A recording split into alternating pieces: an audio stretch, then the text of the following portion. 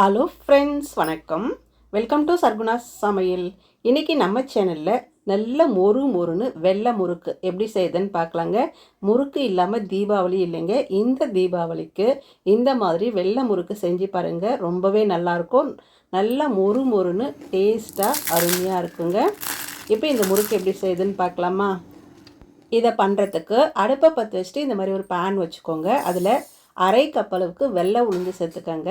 அடுப்பை வந்து மீடியம் ஃப்ளேமில் வச்சுட்டு நல்லா வாசனை வர வரையும் வறுத்துக்கங்க. கலர் மாறிடக்கூடாது, ஆனால் வாசனை வர வரையும் வறுத்துக்கணுங்க.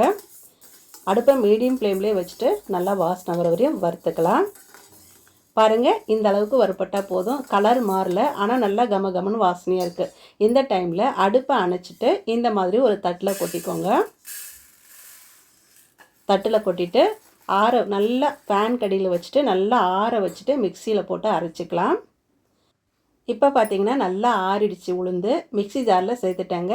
எந்த அளவுக்கு நைஸாக அரைக்க முடியுமோ அந்த அளவுக்கு அரைச்சிட்டு ஜல்லடையில் போட்டு ஜலிச்சுட்டு இந்த மாதிரி நைஸாக எடுத்துகிட்டு வந்துடுங்க. நல்லா நைஸாக இருக்கணும், குறைன்னு இருக்கக்கூடாது.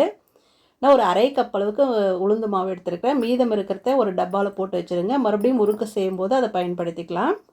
இப்போ இது ஒரு பக்கம் இருக்கட்டும். இப்போ மாவு கலக்கிறதுக்கு ஒரு நல்ல அகலமான பாத்திரம் எடுத்து வச்சுக்கோங்க.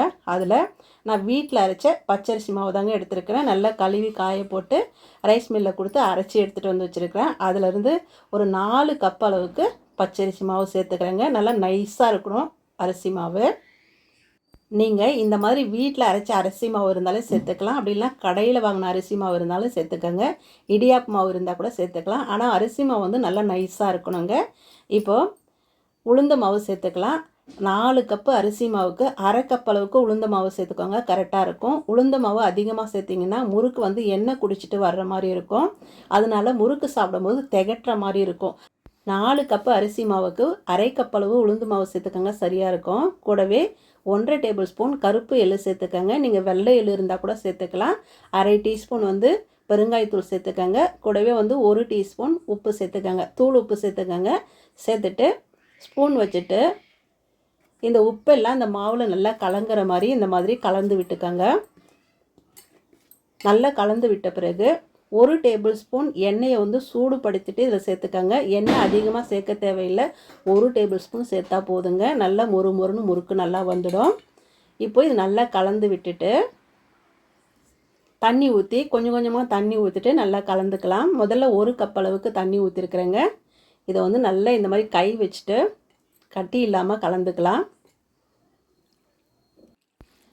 நீங்கள் எண்ணெய்க்கு பதிலாக வெண்ணெய் இருந்தால் கூட 1 டீஸ்பூன் வெண்ணெயை வந்து உருக்கிட்டு சேர்த்துக்கலாம். ரூம் டெம்பரேச்சரில் இருந்துச்சுன்னா அப்படியே கூட சேர்த்துட்டு மாவில் கலந்துக்கலாங்க. மாவு பார்த்திங்கன்னா இந்த பதத்துக்கு கலந்து வச்சுக்கோங்க. பாருங்கள், எடுத்து காமிக்கிறேன். இந்த அளவுக்கு மாவு பதம் வச்சுக்கிட்டிங்கன்னா முறுக்கு பிழியறதுக்கும் ரொம்ப நல்லாயிருக்கும். முறுக்கு மொறுன்னு ரொம்ப நல்லா வருங்க. இப்போது முறுக்காக நம்ம பிழிஞ்சு எடுத்துக்கலாம். இப்போ இது அப்படியே இருக்கட்டும். இப்போ இந்த மாதிரி ஒரு தட்டை எடுத்து வச்சுட்டு அதில் ஒரு ஜல்லி கரண்டி வச்சுக்கிறேங்க. நான் தேன் குழல் அச்சு தாங்க எடுத்துருக்கிறேன். அதில் வந்து எண்ணெய் தொடச்சிக்கலாம். மாவு வந்து ஒட்டாமல் வரும். மேலே உள்ளெல்லாம் நல்லா எண்ணெய் தொடச்சி விட்டுக்கோங்க. இந்த அச்சு பிடிக்கிற வரைக்கும் மாவு வந்து நம்ம சேர்த்துக்கலாங்க. எடுத்துகிட்டு பாருங்கள், இது மாதிரி அழுத்தி அழுத்தி போட்டு ஒரு 3/4 குழல் வர்ற வரையும் சேர்த்துக்கலாங்க. அவ்வளோதாங்க, சேர்த்தாச்சு. இன்றைக்கி நான் ஜல்லி கரண்டியில் தான் முறுக்கு பிழிய போகிறேங்க. நீங்கள் வந்து வாழை இலையிலையும் பிழிஞ்சிக்கலாம். அப்படி இல்லைன்னா பட்டர் ஷீட் இருந்தால் கூட அதில் கூட பிழிஞ்சு எடுத்து போட்டுக்கலாங்க. பாருங்கள், எவ்வளோ ஸ்மூத்தாக ரொம்ப நல்லா வருது பாருங்கள். நைஸாக முறுக்கு வந்து விரிசல் இல்லாமல் ரொம்ப நல்லா வருது பாருங்கள். இந்த அளவுக்கு மாவு பிசைஞ்சால் சூப்பராக வரும் முறுக்கு. இப்போ ஒரு சின்ன தட்டை எடுத்துகிட்டு இது மாதிரி கமுத்து வச்சுட்டு அதில் எண்ணெய் தொடச்சிட்டு இந்த மாதிரி தட்டில் கூட நம்ம பிழிஞ்சு போட்டுக்கலாங்க. எண்ணெய் தொடச்சிட்டு பிழிஞ்சுக்கணும். பாருங்கள், தட்டிலேருந்து எடுக்கும்போது ஒட்டாமல் நல்லா வரும் பாருங்கள். இந்த மாதிரி கூட செய்துக்கலாம். நம்ம விருப்பம் போல் எப்படினாலும் செய்துக்கலாங்க. அவ்வளோதான்.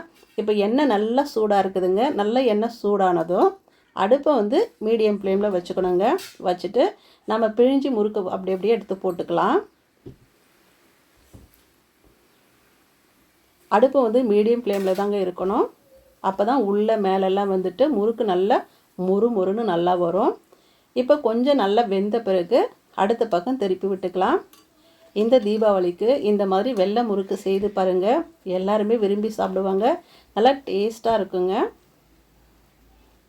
அவ்வளோதான், நல்லா வெந்துருச்சு பாருங்கள். ஓசையெல்லாம் நல்லா அடங்கிருச்சு. இப்போ முறுக்கை எடுத்துடலாம். எல்லா முறுக்கையும் எடுத்துகிட்டு இந்த மாதிரி தட்டில் வச்சுடுங்க. நான் சொன்ன அளவில் செஞ்சிங்கன்னா முறுக்கு வந்து எண்ணெய் குடிக்காமல் நல்லா வருங்க. முறுக்கு சாப்பிட்றதுக்கும் ரொம்ப நல்லா முறுமுறுன்னு நல்லாயிருக்கும். இப்போ அடுத்த பேட்சையும் இருக்கிற மாவு எல்லாத்தையும் பிழிஞ்சு முறுக்காக போட்டு எடுத்துக்கலாம். அவ்வளோதாங்க, அரிசி மாவு இருந்தால் போதுங்க, உடனடியாக முறுமுறுன்னு முறுக்கு செய்திடலாங்க. அவ்வளோ சூப்பராக இருக்கும். பார்க்கும்போதே பாருங்கள், அவ்வளோ அருமையாக இருக்குது. நீங்களும் இந்த மாதிரி செய்து பாருங்கள், ரொம்ப நல்லாயிருக்கும். பாருங்கள், நுணுக்கி காமிக்கிறேன். நல்லா முறுமுறுன்னு நல்லா சத்தம் கேட்கும் பாருங்கள். இந்த நான் சொன்ன அளவுகளோடு செஞ்சு பாருங்கள். பாருங்கள் எவ்வளோ அழகாக நொறுங்குது பாருங்கள். இதே மாதிரி நீங்களும் செய்து பாருங்கள். செய்து பார்த்துட்டு எப்படி வந்ததுன்னு கமெண்ட்டில் சொல்லுங்கள். இந்த வீடியோ பிடிச்சதுன்னா சர்குணா சமையலுக்கு சப்ஸ்கிரைப் பண்ணுங்கள், லைக் பண்ணுங்கள், கமெண்ட் பண்ணுங்கள். மறக்காமல் உங்கள் தெரிஞ்சவங்களுக்கு நிறைய ஷேர் பண்ணுங்கள். நன்றி, வணக்கம்.